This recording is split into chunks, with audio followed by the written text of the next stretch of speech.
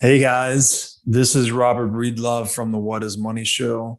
And as you've learned by watching this show, Bitcoin is the single most important asset you can own in the 21st century. And one of the most important companies in Bitcoin today is NYDIG. NYDIG's mission is to facilitate financial security for all. They accomplish this by bringing a high level of professionalization and sophistication to the Bitcoin marketplace.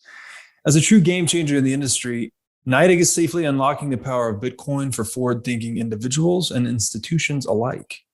By using NYDIG, you will gain access to an end-to-end institutional-grade platform, providing Bitcoin OTC transactions, Bitcoin collateralized borrowing, secure custody, asset management, derivatives, financing, market research, and more. And all of these services meet the highest regulatory, governance, and audit standards. Led by Robbie Gutman, Yin Zhao, and Ross Stevens, NYDIG has absolutely exploded onto the Bitcoin scene recently and is leading the way for ongoing institutional adoption in this nascent asset class. So please be sure to check out NYDIG as a single source for all your Bitcoin needs. Welcome back to the What is Money show, Mr. Dominic Frisby. Glad to have you back. Thanks very much, Robert. I'm looking forward to our weekly conversations. I have to revise during the week to brush up my knowledge. Yeah, so this is our third session together. We've been doing these once a week. And yeah, it's given us a lot of time, I think, to explore the material and decide what topics to go into. And I think today we're going to start with a name that a lot of people are familiar with, probably from their days in the swimming pool. But I honestly don't even know the story behind Marco Polo. So maybe you mentioned you wrote an article about it recently. Maybe you can enlighten us. Yeah, well, we talked about him a little bit in the last show, and I just happened to write an article about him this week. And there's some really funny stories. Marco Polo was a Venetian. He's described as a Venetian explorer, as that is someone from Venice. And we tend to associate Venice with, you know, this tiny, beautiful city built on water. But the story of Venice is actually incredible. And it's a real testament to free markets and individual enterprise and having no rulers. And so it's thought that with all the Goths and the Huns and the various other barbaric tribes that were invading Rome as Rome sort of collapsed in, I guess, around about 400 or 500, around about that kind of time. There were some Romans who fled, and the only way they were safe from these marauders was the marshes. So they fled into the marshes where no one could get them. And then they found that when they were in the marshes, they had direct access to the sea, and actually they didn't need to go back to mainland Italy at all. They could just look outwards towards the Adriatic. And so they gradually started trading via the network. And what Venice had a great tendency to do was import something. It would import metal or cloth or whatever, and then make it into something else and then sell it on. So exactly like Hong Kong used to do. And it just grew into the most extraordinarily successful empire. And at one point in its history, Venice controlled the whole of the Eastern Mediterranean. And it was all built on trade. And as always seems to happen with empire, and you go, if you've ever been to Venice, it's just the most extraordinary city. And you think you're in almost like a fantasy land, because some of the buildings just are so opulent and so wealthy. And it was extraordinarily successful. And there was various things that did for it. One of the things that did for it was Vasco da Gama going around the Cape of Good Hope in Africa and opening up entirely new trade routes to the Orient from Western Europe. So it lost its monopoly. But gradually, like all these things, wealth creeps in, and then it had all its little hierarchies and little monopolies, and the state grew, and gradually it grew corrupt, and gradually it faded. But for 300 or 400 years, it was one of the most incredible places. So Marco Polo is always described, and he lived in the 13th century. I think I can't remember his exact dates, but it was something like 1250 to 1320, something like that, around about that kind of time he was alive. And he's described as a Venetian explorer. But of course, what he was a merchant. And, you know, many of the greatest discoveries, explorers in history, you know, they didn't go out because it wasn't just exploration. They went out to trade. They went out to buy stuff, sell stuff, generally enrich their lot. You know, you take something from your own country abroad that they don't have there. They pay you a lot more than you get for it in your own country. And then you buy something there that you don't have in your own country. You buy it there cheap and you sell it back in your own country and you make a profit. That was sort of, you know. Anyway, so he went off with his dad and his uncle, and he set off for the Orient. And then at a certain point, I think they started off by boat, and then they ran into trouble at one point. Anyway, they ended up going all the way to China on the Silk Road. And at this point, Kublai Khan was the Mongol emperor, and he was the ruler of China. And he ruled all the kind of, not just China, but, you know, Myanmar, Thailand, Mongolia, you know, the whole kind of surrounding area. And he sort of rather liked Marco Polo. And I think Marco Polo actually became one of his tax collectors at one point. Anyway, Marco Polo ended up staying there for 30 years. And then when he came back to Europe, Venice was at war with Genoa at this time. Genoa was a rival port. And somehow or other, Marco Polo got captured by a Genovese fleet, and he got locked in jail. And when he was in jail, in prison, he met this writer called Rustichello of Pisa. Rusty, I guess that would be Rusty from Pisa, if you were to translate that into modern dialect. And Marco Polo started telling Rustichello his stories, and Rustichello was like, I've got to write this down. And he wrote it down, and this became, well, originally it was called Description of the World, which is a brilliant title for a book, Description of the World. But anyway, I think it eventually became known as the Adventures of Marco Polo or something like that. Anyway, and then Marco Polo tells all the amazing things that the great Khan was doing, the wonderful things he saw in China, the palaces, coal. I don't think Venetians were using coal at this point. They had a postal service, eyeglasses. But there's one particular chapter that I want to talk about, which has got the most hilarious title, which is How the Great Khan Causeth the Bark of Trees made into something like paper to pass for money all over his country. And so I'm just going to read you little sections of this chapter because it's so funny. If you're a Bitcoiner, but he says, he's talking about Khan. Khan hath the secret of alchemy in perfection, making money from the bark of mulberry trees so numerous that whole districts are full of them. And all of these pieces of paper are issued with as much solemnity and authority as if they were pure gold or silver. And then he describes how all the officials put their seal on it. And once the seal is on it, the money is authentic. And anyone, this is the crux, anyone forging it would be punished with death. So the Khan's got a monopoly on paper. And then we discover, and Marco Polo's describing this Khan in admiring terms. But in fact, as you listen to what he's saying, what he's describing is the most terrible fiat money system that you've ever heard in yourself. So firstly, if you don't use the paper, if you don't accept the paper, you get punished with death. If you forge the paper, you get punished with death as well. And I say anyone who dares refuse these notes is faced with pain of death, no matter how important he may think himself.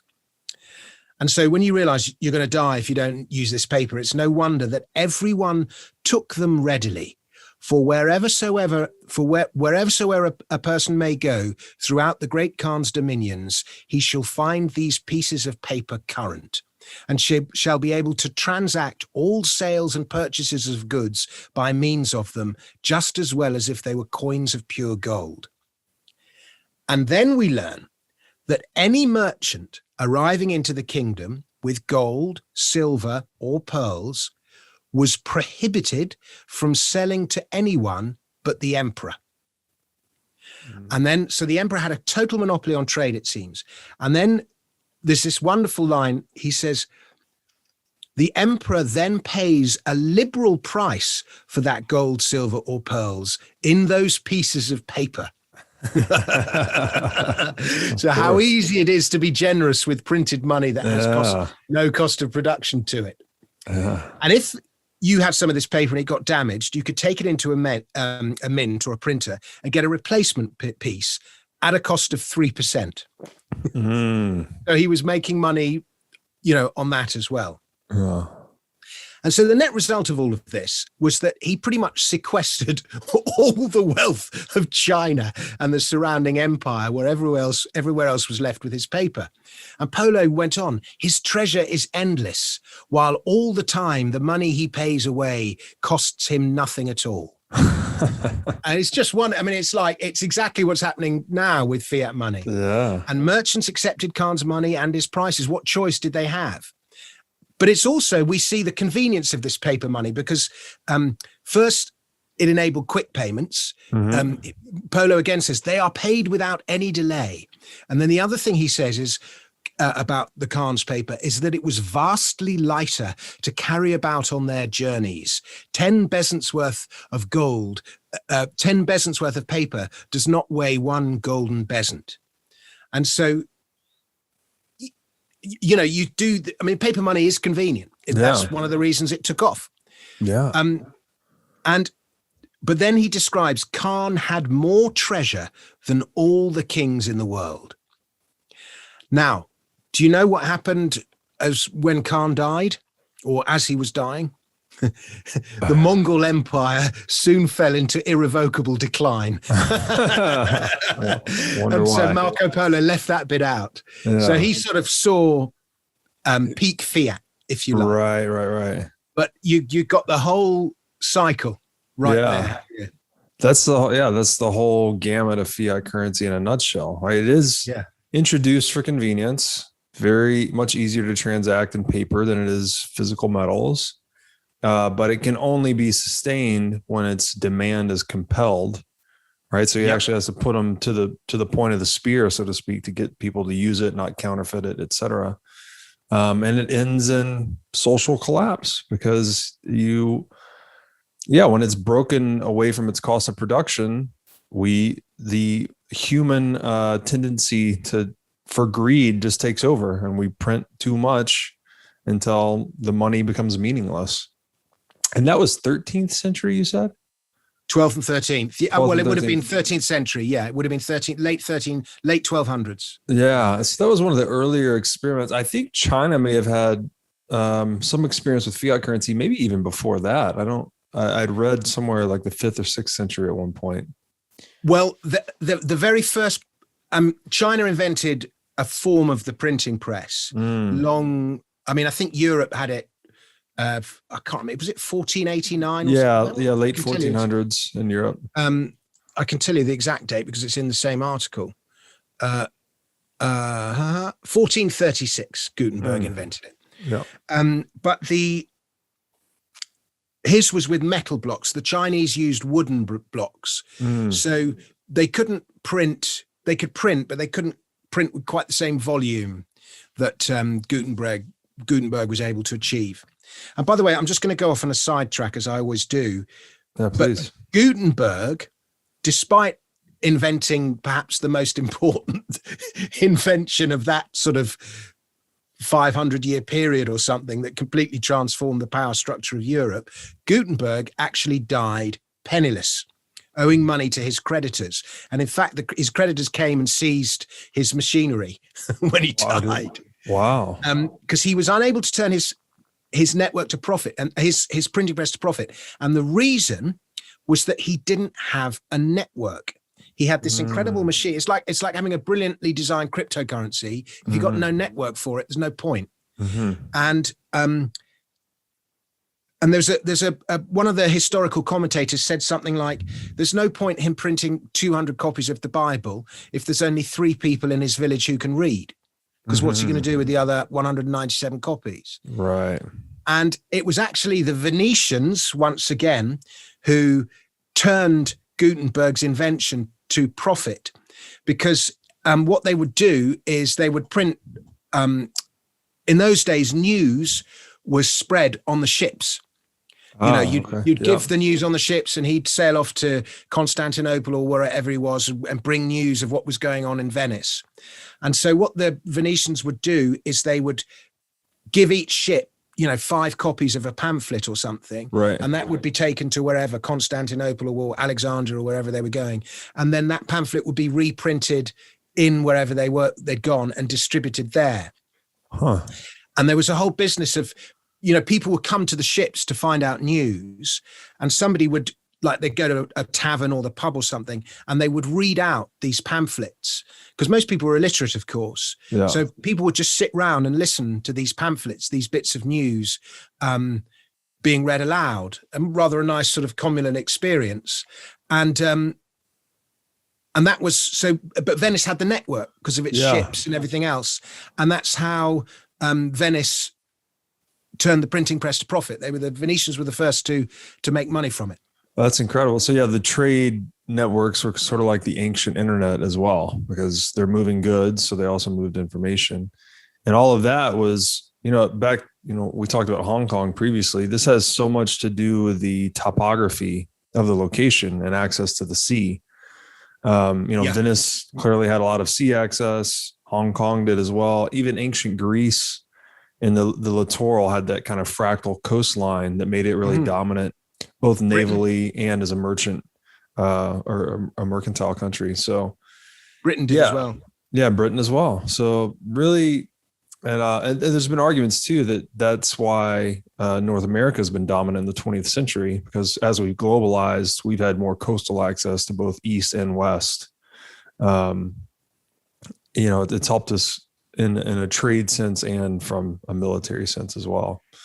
Yeah, I had some work about 3 or 4 years ago that took me to East Asia, and I found myself in Tokyo for a bit, but I spent a while in Seoul and the surrounding areas in South Korea. And to me, as a Londoner, someone in Britain, that's East. And America's West. Yeah. And I was just amazed at I could just really feel how many Americans had come there, and you could really feel the American influence in that part of East Asia. And of course, and it felt to me as a European that sort of America had come in the back door almost. But it made me realize why America's, got so involved in geopolitics in that area, because it is just a sort of, well, I was going to say a hop, skip, and jump across the Pacific. That's quite a big hop, skip, and a jump. Yeah. You take my point. Yeah. No, I think it's just for me, it's interesting to consider that our environments shape us so much. Like in America, there's sometimes this sense of American exceptionalism, where for some reason, and this is just maybe a silly patriotic notion, where people think America's, we're the superpower, so we're somehow a better people or smarter or whatever the exceptional quality may be, when in fact, it's just a historical accident or anomaly or happenstance that we happen to have this geographic advantage that played out over, a century or centuries that gave us this unique economic position that tends to be fleeting, right? You tend to have a superpower that rises for some time and then declines, like you mentioned with Venice and others, usually due to corruption in the hierarchies, corruption of the money that ultimately leads to breakdown in trade, loss of wealth, and eventually centralization.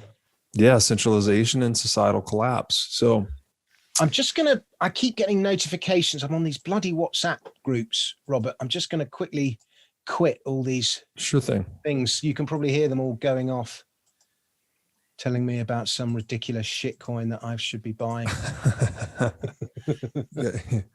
Got to block out the noise. Yeah. It's so distracting. Right. I'm back in the room. Forgive me. There's a great piece written by Alan Farrington. Actually, I don't know if you've read it, and I would just encourage the audience to check it out. It's called "Bitcoin is Venice," actually, where he's exploring the economic properties and history of Venice. He looks at a number of historical anecdotes, but he culminates with Venice, and he compares that to how Venice sort of had frictionless trade, which made it very wealthy. He analogizes that roughly to how Bitcoin enables more frictionless trade and how that will make the world more wealthy. It's a really interesting piece, and he's a great writer. I think I've stumbled across that, but I mean, Venice is just such a, I mean, it's such a great city, and they literally turned the most it was like turning the Everglades or something into the biggest trading hub in America. It was just extraordinary what they did. Yeah. And to your point, it showed, right, the opulence of the buildings. You know, some of the buildings there, when you go down the Grand Canal, you're just like, we don't see buildings. It was more decadent than the houses you see on television programs about Beverly Hills. Just so opulent, you know. To take another tangent, this is something we talked about previously, and I've been thinking about a lot lately, where you had mentioned beauty is truth, truth is beauty, right? It was sort of the original reason we started collecting gold, was for its visual aesthetic beauty, which led to kind of its demand as money. And then we also talked about mathematic beauty, something like E equals MC squared, and the supply formula for Bitcoin. The Jordan Peterson makes this great point that the construction in Europe, like the cathedrals that took 300 years to build, all of this super opulent, beautiful architecture that was built largely on a hard money standard historically. So beauty really has created so much economic return in Europe, and that people take pilgrimages to Europe, right? The tourism has come off the back of that beautiful architecture, has paid for itself 100 times over, right? And continues to do it. So not only is beauty kind of this window to truth, but it also is really pragmatically and economically very viable and very lucrative. So, and I was just I was going to say, there is a relationship between the architecture of a society and its integrity, in my opinion. Absolutely, right. It comes back to the time preference, right? The more sound the money is, the longer term projects you can plan, the more sophisticated construction projects you can enter into. And so the connection I was making was, we had this, when you have beauty and money, I guess you would say, whether it's gold or big, sound money that tends to arise because of beauty, you end up with beauty in your architecture. And that beauty draws in, it has a huge economic return and benefit over time. Whereas the opposite is true on a fiat standard. If you go, and you can actually see this, the progression is pretty stark in the United States, where we have, some more timeless architecture in the East Coast, United States, kind of when we were on a hard money standard, early 1900s, late 1800s. But then you start to look at architecture and building and development more in the middle of the country post 1971. And it's really bad. It's really dilapidated, and it's built not to last, essentially. So it's so interesting how rooted the reflection of the buildings and tools we make is in the money, right? The less the money can last, the less we build everything else to last. I'm sure it and the communities, like architecture, causes people to behave in certain ways. Yes. And so you, for example, find those big blocks of social housing. I don't think you really have them in the States, but those huge blocks of social housing flats, lots of people living in flats, in tower blocks, and nobody looks after the common parts. Right. Whereas if even individual person owns their little plot of land, their little house, that's right, and they're responsible for it, then they look after it. And then the aggregation of all those individual people looking after their little bit results in something wonderful and beautiful and communal and everything else. And it happens organically.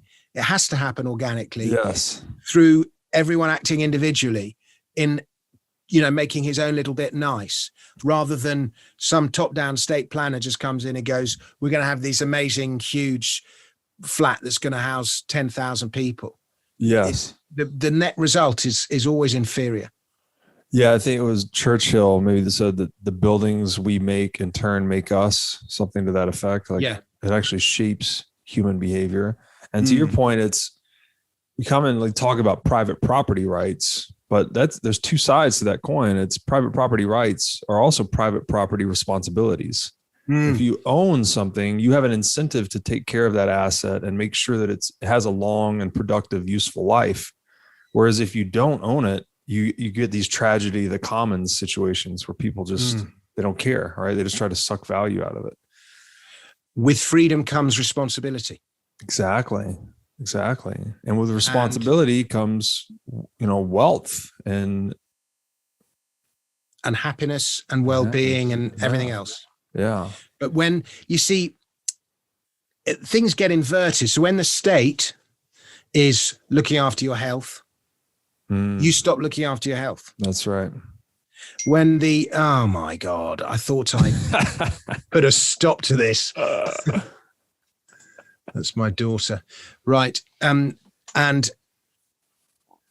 the state's responsible for education, so I don't need to teach my kids anymore. All these things creep in. And so as the state,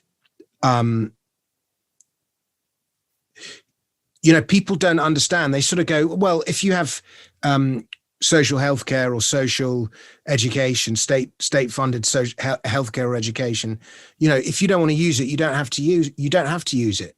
That's the argument that gets used. But you're forgetting the fact that it absolves people of responsibility, and that distorts the way they behave. And again, if you just do that across a whole population, the whole population is going off in the wrong direction. Yeah, it's so infantilizing.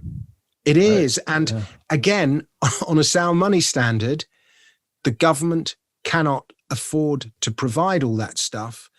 On a sound money standard and transparent taxation, where the cost of something is immediately felt by the taxpayer, right? It wouldn't be possible because the taxpayer would go, no, I'm not paying for that. Exactly. And so they obfuscate it with fiat money. So it's a vicious circle.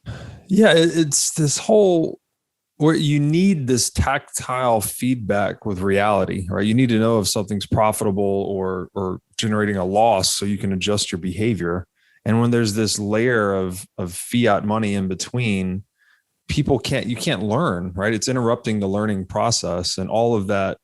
If we consider that ultimately wealth is just knowledge, right? It's how we're instantiating our knowledge into the world. You disrupt the learning process, you disrupt the physical world. Things are worse basically all around us. There's this great quote I want to read to you too, that I think just sums this up nicely. It says, quote, "Give a man the secure possession of a bleak rock and watch him turn it into a garden. Give him a 9-year lease on a garden and watch him convert it into a desert. The magic of property turns sand into gold," unquote. And that's really what it's all about. Who said that? I don't even have the source. I just have the quote. Lovely. That's what Venice did. Yeah. They turned not a rock, a marsh, but they turned a marsh into the most amazing city on the planet. Yeah. And it's what fiat currency reverses because it's a violation of private property rights. So you're giving everyone incentive to behave irresponsibly and enter into these tragedy, the commons dynamics. 100%. What should we talk about next? So I've got a really strange surname, and I always wondered. I have actually someone. I should have tried to figure this out actually before the call, and I haven't. But hopefully you're going to have the answer. Well, someone did the research for me. It was an ex-girlfriend, and she provided me this thing. All I know is breed love apparently meant wolf hunter at one point. So love must be, as in lupus, wolf, must be that kind of. Maybe it changed over time, you know, from it wasn't breed love 500 years ago. It was some other combination of words, but it evolved over time. And she traced that, or she had the service trace that back. But maybe did you say breeder of wolves or lover of wolves? No, wolf hunter. Oh, okay. Yeah. Why would one hunt wolves? For self-defense, presumably? I don't know. I could dig up. There were 2 crests for my 2 family names. And then there's just like a little history behind each of them that traced it back. And yeah. Well, I can tell you that Frisby means village of the people from the Frisian Islands. So, and there were, in the Dark Ages, basically, apparently you're not supposed to call them the Dark Ages anymore, but when the Viking invaders all came over, they were Danes and Norse invading Britain, but there were also invaders from the Frisian Islands. I don't think the Frisian Islanders were technically Vikings, but they were from the Frisian Islands, is sort of Germany and Holland, that part of Western Europe, northwestern Europe. But people wouldn't have been called Frisby just then. They would have settled somewhere. The village of Frisby is in Leicestershire. And Alfred the Great, who was an Anglo-Saxon king, well known for fighting off the Vikings, he actually, after he beat them in battle, he bought them off with a thing called the Danegeld, which actually stands for Dane. I thought geld meant gold, but in this case, it actually means yield. And he would pay the Danes money. There was a sort of border where the Vikings agreed not to cross this border, and Alfred the Great promised, agreed, if we pay you this money, then you won't cross our border. And it was really efficient for both sides because it meant that land didn't get ransacked or anything like that. And on the other hand, the Danes actually earned more money from it because the collection of taxes that they were paid, this yield, was more efficient than looting and pillaging. So it kind of worked for both sides. There's actually a brilliant, I'm just going to get it up on the screen. There's a brilliant poem called about the Danegeld by Rudyard Kipling. But basically it was a tax paid to keep off the Danes. But the village of Frisby is sort of just on the Danish side of the border. So, you know, that would have been as far as those particular invaders got. And so, but people wouldn't have called themselves Frisby at that point. And we learn that people only had surnames in about the 13th century. That's the only time people began to acquire surnames. And the Black Death had a huge part in this. And the reason is that prior to then, it was only sort of lords and aristocrats and things like that who had surnames.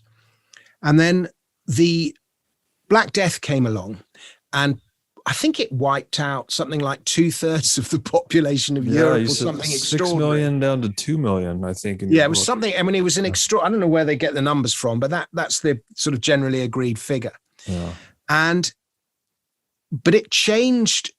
It had in a way, it was a blessing in the sense that suddenly, for the first time, serfs who were the descendants of Roman slaves, and they were tied to the land, and oh my God, will it ever stop? And I don't even know how to turn it off. That I think you could just mute your computer, perhaps, but that might mute you. That might mute me. Yeah. I don't get that many messages on there, so I think we'll just have to deal with it. Most of it's no big deal. So if you acquired some land, you would normally acquire the serf who worked that land, or the serfs who worked that land as well. So serfs were owned by lords, basically, by knights and lords. And the serf would have to work 3 days a week tilling his lord's land. And the other 3 days a week, he was given a strip of land which he could till for himself. It's a pretty rotten existence.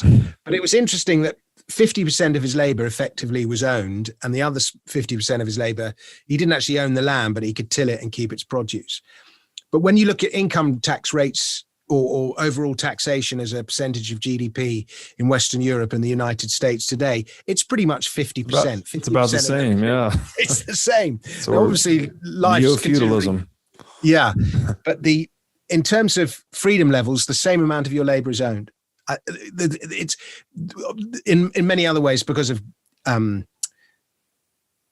productivity and invention and so on. Life's much better today, but the fact is the same portion of your labor is owned.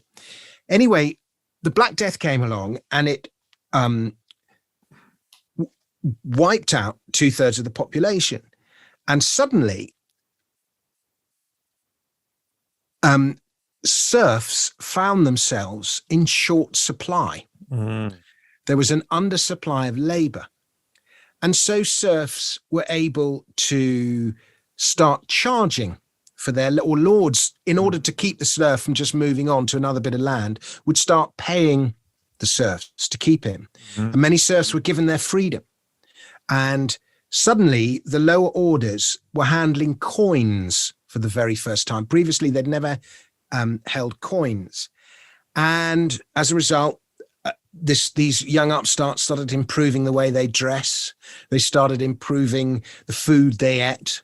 And of course, the lordly class hated it.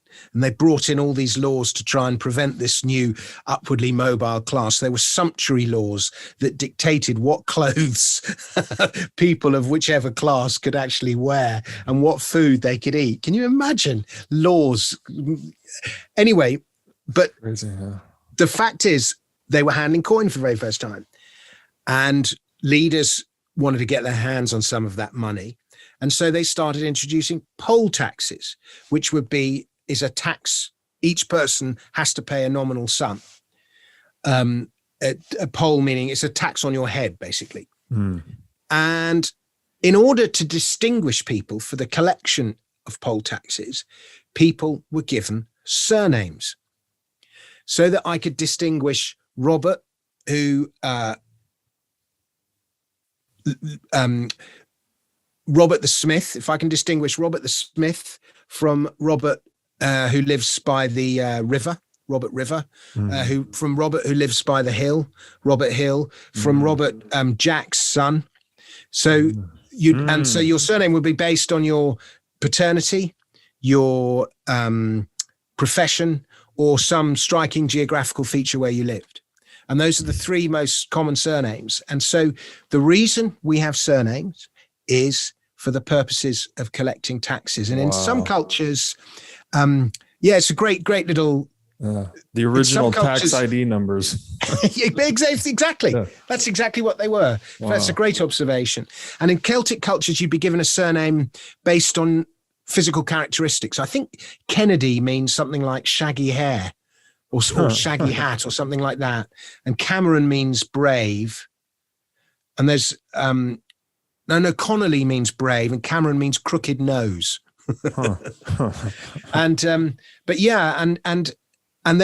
you discover that surnames existed in China some 500 years BC.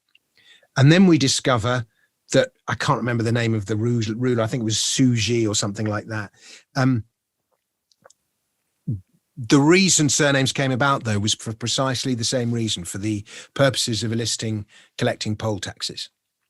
So there you go. You have your name because, and so that's the point at which Frisby, Dominic would have become Dominic Frisby because you're Dominic Frisby because you live in the village Frisby. So that's how I know you're different to Dominic, John's son. Yeah. Wow. That's so interesting. And so I guess at some point, that just got adopted into a legal name at the government level? Yeah, I don't entirely know that, but I do know when the Peasants' Revolt came, and the Peasants' Revolt is the best revolt ever. Yeah, they were called we say it was the peasants. They were actually artisans, most of them. They were led by a chap called, we know him now as Wat Tyler. But his actual name was Walter the Tyler. because he was a tiler of roofs and a low person. This is how it's described in the chronicles of the time. But they were led by just excuse me 1 second. I just want to just check one name very quickly.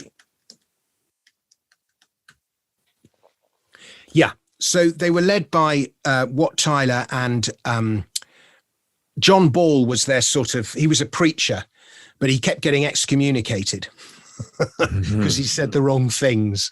And I always used to think, what's the problem with being excommunicated? But excommunicated is basically being no platformed. Yeah, like, deplatformed back in the day, right? Yeah. And he was the guy that was preaching against taxation, right? Yeah, he was preaching. I'm gonna have to let me find some. He's got some great quotes. He did some. They did such funny things, but I'm afraid, Robert, I haven't got the quote of. Yeah, I think I can. The famous one to hand, but he would go around preaching, and he was saying one of his lines was that Adam and Eve.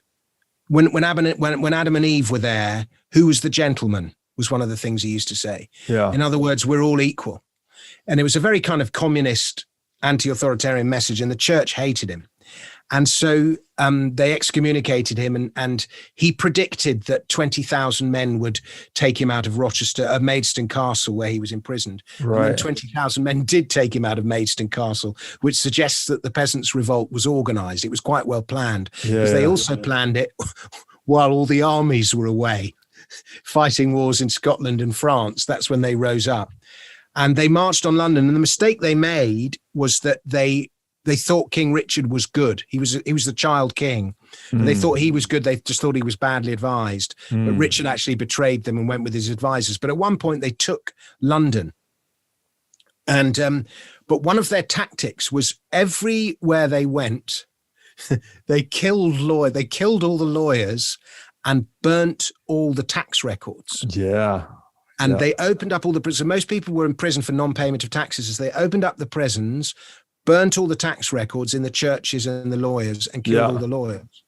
And remember, the church was one of the biggest tax collectors at the time. Yeah. And so, but to rebel against the church was quite a brave thing to do, because you were not only rebelling against the power of the church, but the sort of belief system that had infiltrated everyone. Yeah. Anyway, eventually they were overthrown. But so I guess at that point, there must have been some kind of, I wouldn't say people had ID, but there was some kind of formal record of your surname, because they were intent on destroying those records. Right. Yeah, they're really trying to overthrow the hierarchy, as you said, and break the system.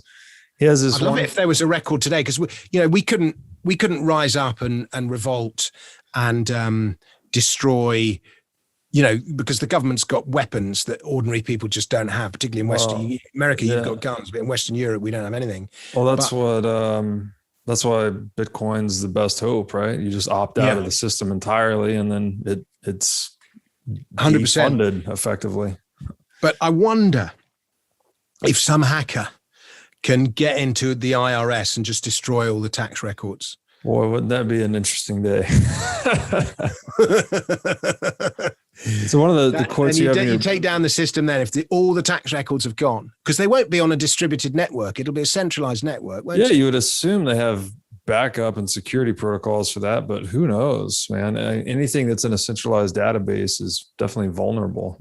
If there are any hackers listening to this, if you want to take down the system, go for the tax records. And do, I probably shouldn't say that, but you know what I mean. I can say it.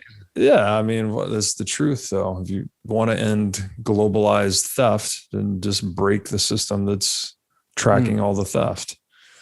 There's a quote here from John Ball. It says, "Now the time has come in which ye may cast off the yoke of bondage and recover liberty." So he was sermonizing people against the system of taxation, and he was kind of the original Marxist too, right? This guy's in the 1300s saying we're not going to things won't be fixed until we commonize everything. Everything is owned in the commons. I think he fits into that category of people that if you put them on the political compass, they'd be in the bottom left quadrant. And they tend to be very anti-authoritarian, but at the same time, very left-wing. And the flaw in their argument is that they think that they want to overthrow the system, but they want to replace it with more government. Right. They don't realize that less government is the answer. And so you see a lot of Jeremy Corbyn was a bit like that. I sort of think Bernie Sanders might have been a little bit in that category. You know, they recognize that the system is wrong. They want to change it, but their solution is just more of the system. Right. It's a very sort of common left-wing thing. And I always think those people are sort of, that's why you get a lot of former Marxists who become quite militant libertarians. It's quite a common journey to go on. And I think Ball would be in that category. I think there's a bit of misguided egotism there, because it seems to me like the thought is, if only I were in power, I would pass the laws that were fair and equitable for everyone. But the truth is that you can't put anyone in that position of absolute control, because even if you are the pure, you know, you're purely good and you do good in that position, someone is eventually going to fill that role that will bend the rules to their benefit. So to your point, the answer is less governance, less control, more freedom, more liberty. And that's the whole, you know, the Marxist credo, from each according to their ability, to each according to their need. It sounds beautiful and utopian in principle, but it creates its precise opposite in practice, as we saw in the 20th century. So we can't have, it's natural law, right? You need preservation of life, liberty, and property. That's it. You don't want anything else, no other government intervention whatsoever beyond those sort of three core tenets of morality. If you get beyond that and try to replace, you know, the profit motive and the price signal with this commitment to nationalistic faith, it fails. It's a model that doesn't work. But it seems like people get caught up in that first order thinking. They just think that, oh, it's as easy as just making everything common. Nobody owns everything. We'll just be in paradise. But then we lose all the coordination of the market economy, and then wealth collapses and conflict ensues. You can't plan it centrally. You think you can, but you can't. Right. And the way to do it is you just give, like we said, it's a bit like the houses. Just give each little person their little plot, let them cultivate their little plot. And the aggregation of all those little plots is a great society. Oh, absolutely. There's another quote I want to grab here. Quote, simple, clear purpose and principles give rise to complex and intelligent behavior.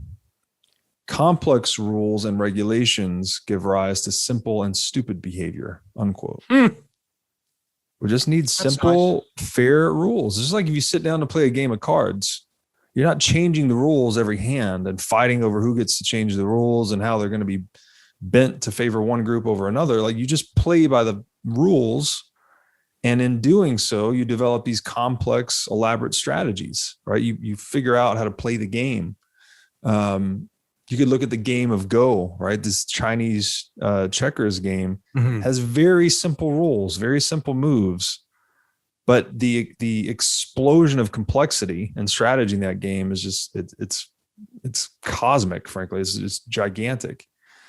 Chess is the same, right? It has relatively simple rules; they're fixed, but there's all this complex strategy behind it. So there's a deep principle there that I just think humanity cannot seem to get their head around, or individuals keep thinking that they can do better than some stable rule set, that we need a ruler instead of rules. But again, that's what Bitcoin promises to be, is money premised on rules instead of rulers. I think I'm at best. I mean, I love history and I love unearthing little stories and anecdotes in history, especially ones that confirm my own biases. Don't we all? But one of the recurring things I notice from history is that you get these moments like the Peasants' Revolt. They were was just a couple of bad decisions at the wrong time, and they blew it all. They were within, they nearly won, but every time there's some revolt, some hope, there's some opportunity, chance to change things. Somehow or other, the rulers always end up controlling it at the end of it. And I mean, I guess that's life. It doesn't never work out quite as ideally as you hope. And so there's this eternal struggle between, people and ruler, between those who would control and those who would be free. And it just seems to have been going on throughout history. But what is, and each time there was a sort of chance to build this new utopia. Maybe the first guys who arrived in America in the 17th and 18th century, they might have felt like, here we can have the new land, and they formed it and they made this wonderful constitution, and they really seem to have thought it through, a bit like the Bitcoiners have today. But then even eventually America got sort of corrupted in a funny kind of way. I'm not saying all of America is corrupt, but it's a mess today compared to the ideals that it was when it was originally founded in the late. Went off the rails in 1913 with the inception of the Fed. It's all been downhill. Yeah, I mean, there was those key dates, 71, 13. Yeah. That civil war. I mean, there's a lot in that civil war we can talk about. That's not for today's show, but the point I'm trying to get to is that Bitcoin just does seem to be unique in history, in that it's the first time that there is a genuinely independent, I mean, gold was independent, but it had the stamp of the ruler, and it could be abused by, there's a genuinely independent system of money, and money is power, that, and you don't have to fight anymore. You can just opt out. And, I've been in and out of the Bitcoin space since 2011. But it's funny, it's only in the last 3 months I've become more radicalized, I think, than ever before. And I've just got into a sort of real, I don't care. I've got into I don't think I've quite got fuck you money, but I've got into a fuck you money state of mind where I just don't care anymore. Yeah. And I'm just quite happy to go, fuck you, I've got Bitcoin. Doesn't matter. Yeah, that's and I come from the entertainment industry, and we've always been a bit reverential towards the BBC and reverential to the guy who books this or that comedy club, because you want to make sure you get booked, and you don't want to piss the guy at the BBC off because the lessens your chance of getting in the TV series or whatever it is. But I'm literally just now, I just don't fucking care. I'll just go and find get sponsored by a Bitcoin company. I make my own TV programs. I literally don't care. It's such a great place, escape, and it's just tremendously empowering. I feel so much happier as a result. And there is, you're headed for disaster when you say it's different this time, but there is something to Bitcoin that really is different this time. Yeah, I agree completely. And it's sort of like the peasant revolt you mentioned earlier. It's like once they were empowered, right? All of a sudden there was a premium on labor. They were handling cash. There was this renewed hope that led to this peasant revolt. The difference now, though, is that we are armed with a radically new technology. We're in a transformative age, I think. I mean, I guess this is not confirmed still, but I do think we're progressing from industrial. The old economy is just toast. Yeah. There's still huge wealth there, but it's just toast. Yeah. And to your point on the fuck you money, it used to be a threshold of wealth, right? I don't know, $50 million net worth, maybe was that number. But Bitcoin, based on the characteristics that the services that it renders unto you, really gives you this fuck you money of any amount, because you can just take it anywhere, do whatever. There are no restrictions on the money. So you have this renewed sense of freedom. Anymore. But I don't need to be within half an hour of central London. I don't need to be within half an hour of central New York, or an hour of you know what I mean? I can go anywhere. Yeah. Yeah. Yeah. It does feel, I agree with you. You never want to say this time is different, but I think when we progress from the agricultural to the industrial age, anyone that was saying this time is different was right at that time. It's like, Yeah. the factory thing really is a big deal and it's going to change the world. And it did. This seems to me to be at least as similarly transformative as something like that. So. Yeah. And the Industrial Revolution took, we call it the Industrial Revolution, but it probably took 40, 50, 60 years, 2 generations. Mm-hmm. The Agricultural Revolution was, hundreds, if not thousands of years. Yeah. The digital, we are going through the digital revolution. And the first breakthrough was, I don't even know, in the 80s, the digital technology, and then the internet and the scalability and the instant replication and all that. The mobile net. Yeah. All of that. Yeah. And then the next breakthrough was digital scarcity. Yeah. Because that solved, like, replication changed a lot, and then scarcity, it was the sort of the icing on the cake, or I don't quite know what the right analogy is, but yeah, there's this. So we've heard of Post-Modernism, the philosophy, right, where everything, like moral relativism, nothing matters. You can interpret things in any infinite number of ways. It's almost like the digital age was suffering from a bit of that before Bitcoin, because there was no scarcity. You could just, everything was reproducible ad infinitum. But Bitcoin kind of reintroduces these physical world constraints in the digital space. So it brings it roots it in reality. I think that's the big thing here is we now have this bridge between physical and digital reality we call Bitcoin, right? It's like this thing has real value, like ultimate value in a monetary sense. But it can be utilized in this domain that's, in the sovereign individual, and in the series I've been writing lately, Sovereignism, I call it the digital high seas. It's this place that's ungovernable. There's a reason there's no permanent jurisdiction in international waters. Like, it's too expensive to tax commerce there and patrol it. And cyberspace or digital space is similar. Yeah, I think water is really interesting. Yeah, me too. Because we think about land. Like, if you look at the Thames, the River Thames, in the 18th, 16th, 17th, 18th, 19th century, there were hundreds of boats on there. There weren't bridges. People crossed the river. They got the ferry across the river. People slept on the boats. It was the fastest means of transport. It was the way to get to another country. Boats were everything. And then now, if you go walk down the River Thames, and I'm sure the big rivers in the States are exactly the same. In fact, I know they are comparative economic deserts. There'll be a few places where maybe, Seattle or Amsterdam, where there's a few houseboats. But, on the whole, people just don't live in the river. Life stops at the river. And, there's been all sorts of economic studies have shown how important it is to have clear property title if you're to have economic development and economic growth. And one of the reasons that Africa has been so repeatedly stunted is that it doesn't have, in so many places, there just isn't clear property title. And in the case of the River Thames, that applies because the water moves. And so that nobody actually owns and then the bed underneath the water is owned by a body called the Port of London Authority. The bank wall is owned by somebody else, and then the bank is owned by a third person. So there's 3 people.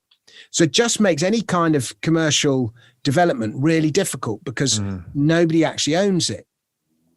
And, one of the big muck-ups with Brexit, where they're arguing over is where does the boundary stop between who owns which bit of water? It's really hard in the way nations think to be clear about who owns which water.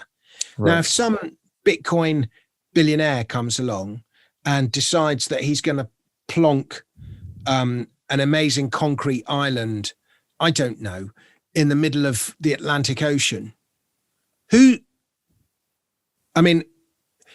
guess if a government was, let's say he did it but in the middle between, if he did it in the middle of the Atlantic Ocean between America and Britain, I can see America getting a bit arsy about it. But if, let's say he did it in the middle of the Atlantic between Brazil and Nigeria, okay, like neither Brazil or Nigeria, they've both got too much on their plate to do anything about it. And then he just claims that bit of water. So it's like water's the one area where it's hard to develop because there isn't clear property title. But because there isn't clear property title, there is the opportunity to establish, you know, I mean, then that's one of the reasons why this seasteading, I'm not quite sure if this seasteading thing is taking off or not, but if it's just an idea, but there's definitely citadel opportunities. Yeah. It's really, really interesting. I think the analogy is great too. So this all begs the question, which probably gets us into our next point, is like, how does the tax system adapt to this as people move into these ungovernable, they're moving their business and capital identity into these digital high seas that you can't even trace your income to an identity. The identity may not even be a state assigned identity. You can unbundle. I can go and set up different accounts to earn under different aliases, and that can be paid in crypto or Bitcoin. And then, you know, the income tax system is none the wiser. So how does the tax system, I guess, adapt to this new reality? Well, I can tell you what it should do and what it will do. And I can just see it coming out pretty much exactly as Rees-Mogg says in The Sovereign Individual. You know, the tax systems were designed around a physical age. And if you look at Google and Starbucks and Facebook and Apple and Amazon, they have just these globalized companies, they have just run rings around the tax man by having their trademark here, their IP there, their profits here, profits there. Yeah. And, you know, even Starbucks, which is essentially coffee and shops, has run rings around the tax man.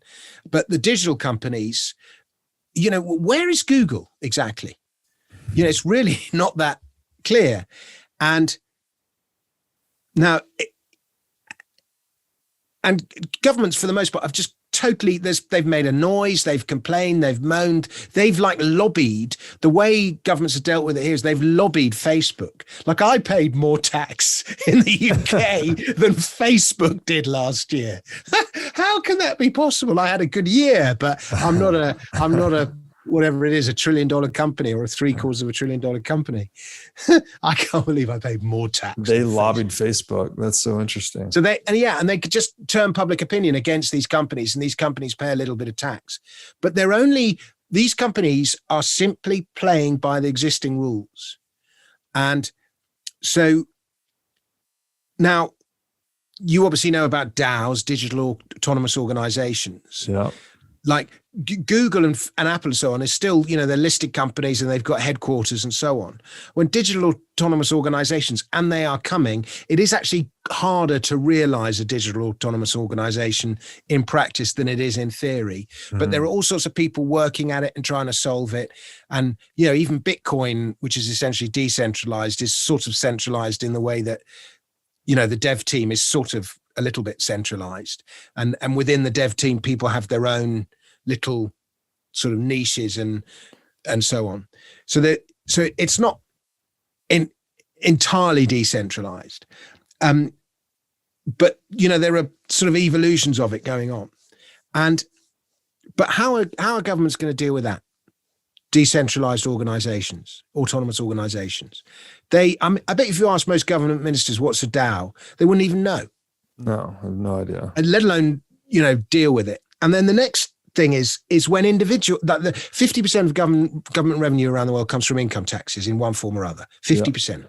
Yeah. And most of the workforce until maybe 10 years ago was one guy working for one company 9 to 5.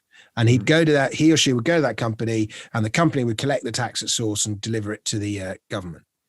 Well, Ernst & Young have already estimated that by 2030, and COVID's accelerated this, by 2030, half of the US workforce will be contingent. Mm-hmm. half. Yeah. So everyone, and particularly with COVID and remote working, everyone's moonlighting. Mm-hmm. Everyone's doing one job here, one job there, a little bit there, rise of the gig economy, all this stuff. And then more and more people are thinking, actually, you know, I'll go to Florida, I'll go to Texas, I'll leave America, I'll go to Cartagena. And so you've got the rise of the digital nomad. Mm-hmm. And if a digital nomad is spending less than that, we've talked about it already, but if digital nomad is spending less than 183 days a year in any given country, he's not obliged to pay income taxes to that country. Right. He'll pay sales taxes and local taxes. He won't pay income taxes. And a lot of the time, digital nomads feel betrayed by their country of origin. That's why they left. So they feel no obligation to pay taxes to it. Many of them deliberately avoid it. Many nomads are non-compliant simply because they just don't know who they pay taxes to, and the tax systems are too inflexible to adapt. And the easiest thing to do is just not pay any taxes. Some it's deliberate, some it's accidental. And more and more of them, I think the estimates are that already 50% of people, digital nomads, operate in the crypto economy. It's to some lesser or greater degree. That's only going to increase. You know, I'm a web designer in Brazil, but I'm living in Chiang Mai, but I've just got a job for a company in London. You know, where'd you pay the tax? And they're paying me in Bitcoin. Where'd you pay the taxes there? It's like, how do you do the accounts? You can't. It's just a bloody nightmare. So most people don't. And so, but this is the fastest growing workforce in the world, the digital nomad. Yeah. And there's going to be 9 billion people in the world, 2035, of which 6 billion will be workers. So 6 billion workers in 2035, of whom half will be freelancers of some form or other. Freelance, contingent, gig economy, you know, all that. So 3 billion freelancers, of whom 1/3 will be digital nomads.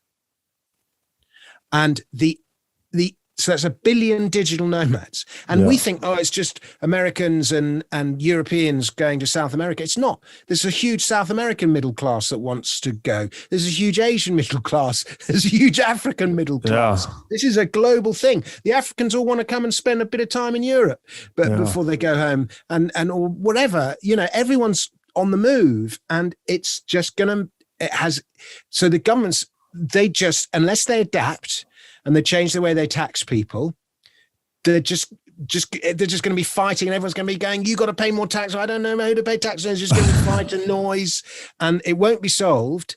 And the way to solve it, by the way, is land value taxes, and we'll talk about that in another program. But there's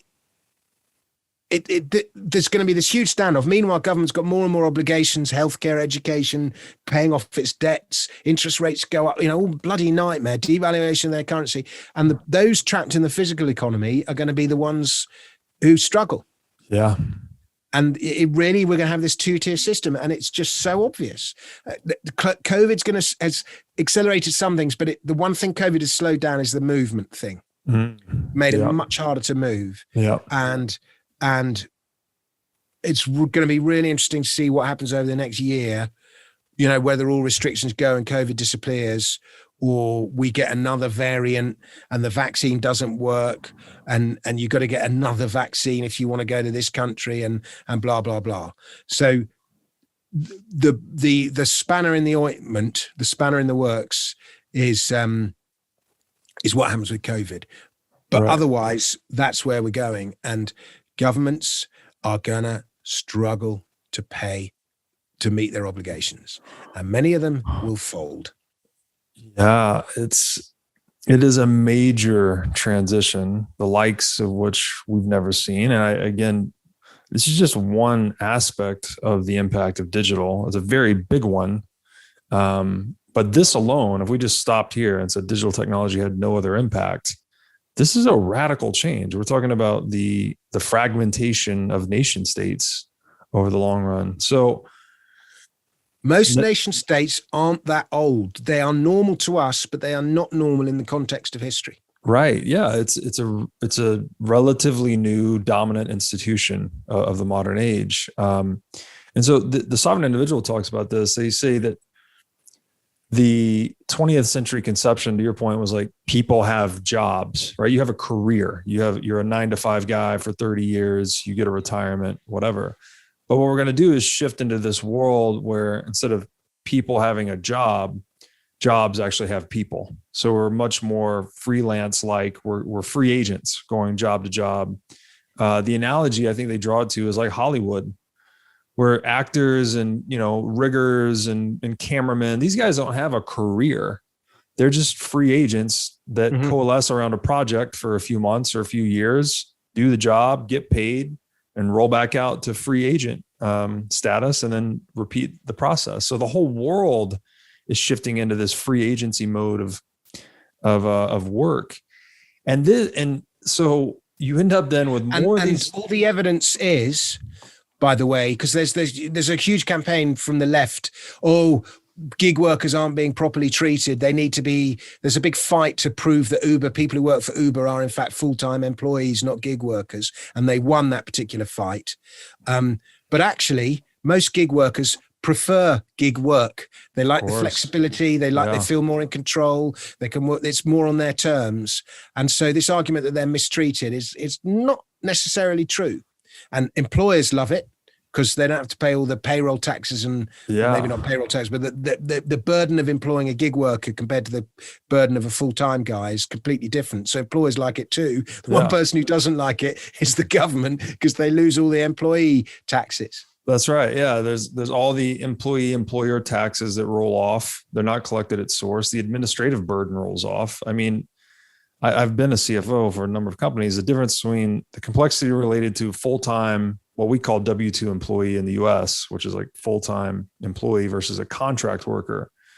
I mean, the complexity is 100 to 1 when it's just a contractor. You just put them up and send them money, right? Versus the W-2 has all these compliance issues behind it. State taxation, payroll tax, Social Security, Medicaid, et cetera, et cetera, et cetera. Everyone prefers it but the government, to your point. And so in this transition, we would then have, one of the main sources of government revenue collapsing, right? Income tax. How are they that's going to only increase deficits. They'll have no choice except to print more money, right? To monetize more debt to cover those deficits. This is only going to increase the divisiveness between rich and poor, the wealth disparity, right? Through the money printing. It's also going to increase the price of Bitcoin. So all these digital nomads that are not denominating their activity in Bitcoin, probably going to have a higher propensity to keep their wealth in Bitcoin as more money is being printed, Bitcoin's going up in value. And that's why I think this time is a little bit different, because then you just have this hard money that no one can stop. Everyone prefers just kind of dissolving the power structures that be from within.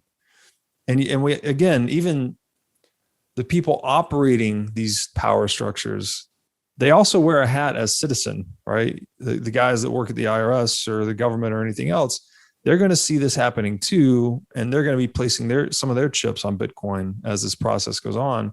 And I think that realigns the incentives towards it. So the way I'm visualizing this is that Bitcoin is this, what I call in my writing, this digital asset in a way. It's just dissolving analog power structures from within.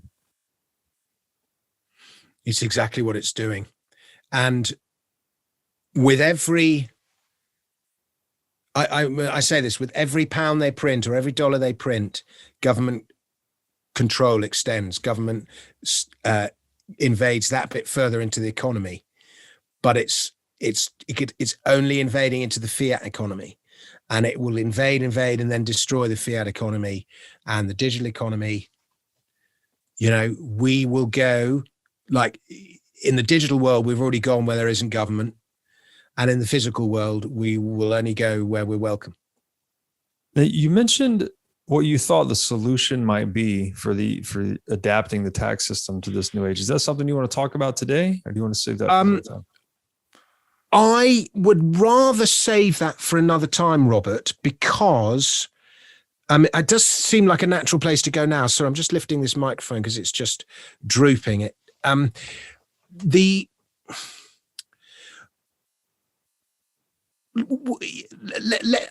just touch on it now, and we'll talk about it more in another episode when I've done my homework on it. Okay. And so, just because I'll just reread the chapter and I'll just have instant recall of all the facts and so on. But solution, in my opinion, is to stop taxing labor and to start taxing land. And this is based on the principles of Henry George, the Georgist. We've touched on this, I think. Who was a best-selling author. He wrote this book about taxing land called The Single Tax, and you would pay no other tax apart from land taxes.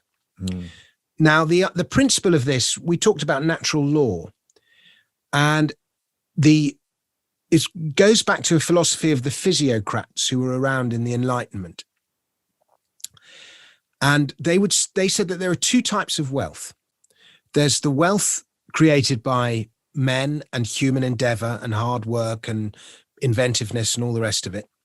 And then there's the wealth that nature gave to you. And the wealth that nature gives to you should not belong to anyone. It should belong to everyone. You know, why should the oil beneath the Saudi sands just belong to a few members of the royal family? That should belong to every Saudi. But what you create as a result of your own endeavor should be yours to keep, and nobody else should have the right to take it from you. So the oil was always there, but effort goes into discovering it and extracting it. So the principle of land value tax is, if you want a plot of land and you want it to be yours, you want exclusive rights to it, and you want the government to protect your title to that property, then you have to pay a rent to the community in order to have exclusive access to that land. That's the sort of principle of it. And we'll come to how much that rent is in a moment. And now let's say you've got two plots of land on Fifth Avenue in New York. And, you know, that's the top address in New York, Fifth Avenue. Is that right? Or one of them? Yeah, I think that's right. Let's just say, or you know, Sunset Boulevard or something in LA. I don't know my names of my American streets. I'm just so, and you've got these two plots of land and they're absolutely identical, and one has got a beautiful house on it and the other one is undeveloped. Both those plots of land, the owner of those two plots of land would pay the same rent because they're identical plots of land. And then you only tax the land in its unimproved state. So you just tax the value of the land itself, not the building that's on it. And prime city centre real estate will command a high tax because of the needs of the community. Everyone wants to be in the city centre. That's why that land has value. And farmland in the middle of nowhere will have pretty much zero rental value. And the tax you would pay is a percentage of the annual rental value of that land. So let's say tax rates are at 10% and you've got a $1 million house, but if there was no house on that land, how much could you sell that land for? Let's say you could sell it for 100 grand. And what would the annual rental value of that land be? Let's say it was 20 grand or 50 grand, assuming there was no house on it. You would then pay a percentage of that 20 or 50 grand, a percentage of the annual rental value. And the good thing about this tax is it's impossible under this system. We're talking utopia. No printing of money is allowed. Right. You assume we're in a Bitcoin standard, so governments can't print money. And everyone's got a little plot of land, and we do need some kind of government just to organize whatever. To protect, right? To secure. Yeah, to organize the army, say, whatever. And then so we each pay a percentage of the unimproved rental value of the land we use. So the idea of this is it's a consumption tax. It's based on what you use rather than what you create. So you're taxing consumption, not productivity. So if you want a really big, rich, decadent city centre house, fine, you can have your really big, rich, decadent city centre house, but you're going to have to pay a higher rent than the guy who's just got a tiny little cottage. Mm-hmm. And then, so the question is how much? Well, the annual taxable value will depend on, the government then says, well, each government comes along at the beginning of its election. By the way, this is an easy tax to organise because you just parcel up the land register has a register of every bit of land in your country. It knows who owns it, and it just parcels it up into lots. Mm-hmm. And each party comes along and says, we're going to spend 20% of, we need £20,000 to spend this year. And another government says, we need 30,000. And the country votes for the government who's going to spend a certain amount. And if the person who is not happy paying that amount of tax, the same rate will be applicable across the country. It'll be 10% of the annual rental value, or 20 or 30 or 50, whatever. And the whole country is going to go, no, 50% of the annual rental value of the land is too much. We're going to pay 20%. We want it to be 20%. And so it's a very good way of population and government keeping each other in balance. It isn't possible for one or the other to step too far, because the taxable rates go up and you get a revolt on your hands very quickly. So it's a negotiation more. Yeah, it's a natural way of keeping things in balance. And if you're sitting on an undeveloped plot of land on Fifth Avenue, and you're just sitting on it, watching fiat money depreciate and watching your undeveloped plot of land go up in value because fiat money is depreciating, and they've built a new station at the top of the road, and because everyone's now using that station, the value of your land's gone up. It stops all that, because you're like, no, suddenly you've got to pay for that land that's sitting idle. So suddenly you're encouraged to do something with that land, or sell it to somebody who will do something with it. It stops that just sitting on assets and waiting for them to appreciate, that whole little racket. So that's the sort of the basic principles of land value tax. Now, a lot of libertarians are going to hate it. I have long conversations with James Turk about it, and he hates it. He says there should be no taxes at all. And I argue, and I have a lot of sympathy for that, and it is possible for taxes to be very low. Yeah. But I would rather tax land use than labor. Yeah, absolutely. We assume that there has to be some kind of tax. So let's tax what you consume rather than what you produce. And it stops the monopolization of land. In fact, the game Monopoly was invented to demonstrate the damages of land monopolies. And so it was actually invented to demonstrate that this tax solves the horrible economy that is created as a result of land monopolies. Really? That's super interesting. I agree. There has to be taxation because we need physical protection of the territory, right? That's ultimately what government really should be rendering, but it shouldn't be contingent on the income of those living within it, because the service does not become more expensive the more productive the economy becomes, right? Whether the economy has a GDP of 1 trillion or 10 trillion, the government securing the borders or securing that territory, their costs don't increase. In fact, they probably tend to decrease. The more people are trading, the more peaceful they tend to be, the more cooperative and interdependent they are. So if anything, tax rates should maybe decline relative to productivity. But in fact, we have the opposite today, right? The more wealth we're creating, the more the parasite is consuming. So that's an interesting perspective on it, though, because that's basically a flat tax at that point. Right. It is. It's a sort of flat tax. Yeah. And it's interesting because at the moment, the government that promises the most goodies gets elected. Right. Yeah.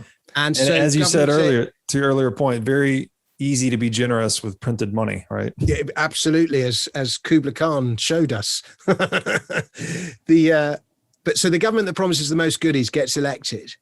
And so we have this sort of vicious cycle of who can promise the most.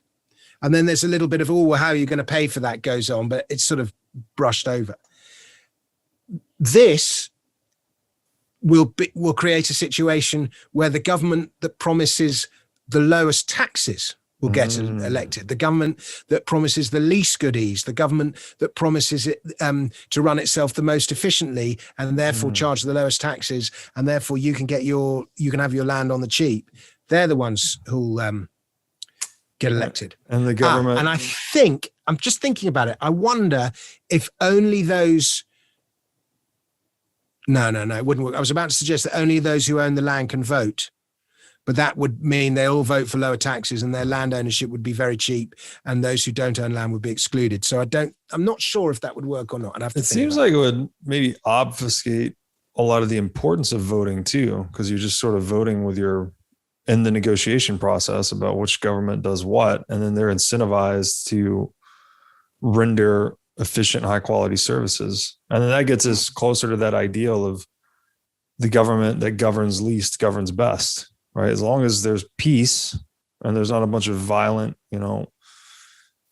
anarchic activity, then the government's doing its job. Just get out of people's way and let us trade and create wealth, essentially. So we're halfway, about an hour and a half mark. Yeah. Can I just have one thing, and then we'll do quick where we are. The reason that tax would work in this new digital economy, this new globalized economy, is that for a start, the likes of Google and Facebook and whatever would be taxed not on their profits or where their IP is or whatever. They'd be taxed on the land they use in whatever jurisdiction they're in. Right. Does that make sense? Yeah. And similarly, if digital nomads use no land, then they would pay no tax. But if they come and stay in a hotel or they rent a house in a place for 6 months while they're nomadic, well, the tax, whatever they pay to rent that hotel room or rent that flat for 6 months would be reflected in, that would eventually be paid off in, some of that would go in taxes. Yeah. So they would effectively be paying the land value tax to that nation. So and whatever they get up to in the digital economy is whatever, because we're a government and we're only governing the physical economy. We're not governing and if you want to use this bit of land, then you got to pay for it because it belongs to everyone. So it addresses that. And if you've got some, huge data center, Google would have to pay a little, and it wants to use the land for its data centers, or it wants to use the energy for its data centers. Fine, you can use them, but it's got to pay a little bit of rental for the energy and the land by the data center. It's really interesting. Yeah, intuitively it makes sense. The first I've ever heard of it, actually. But the problem is you can't, no government ever is going to get elected going, I've got a great idea. We're going to give you a new tax on land value. Vote for me. No government. It's just not going to happen. But if it seems like if a government proposed this super simplified, like we're getting rid of the entire IRS tax code, and here's your new tax code, and it's like a 10-page land value tax. It seems like people might be smart enough to agree to that, but I don't know. I think the risks of proposing it's just too outside the box. Yeah, well, we'll just have to wait I agree that, and the evidence of history is that the point of land value, I think it's going to come, by the way, land value tax, but it's going to be in addition to other taxes, which is the worst possible thing. It's got to replace other taxes. In addition to other taxes is just a horrible bastardized version, and they'll find some way of making the Queen exempt. We'll just have to wait for Bitcoin to bankrupt and fragment the nation state, and maybe that's all that will be left is the land. Exactly. When you're building your new citadel, you build it based on that. Yeah. You only get new taxes only get past the thing in times of crisis. If you try and introduce new taxes in times of peace, you get thrown out of power. Right. That's one of the golden rules. Yeah, makes sense.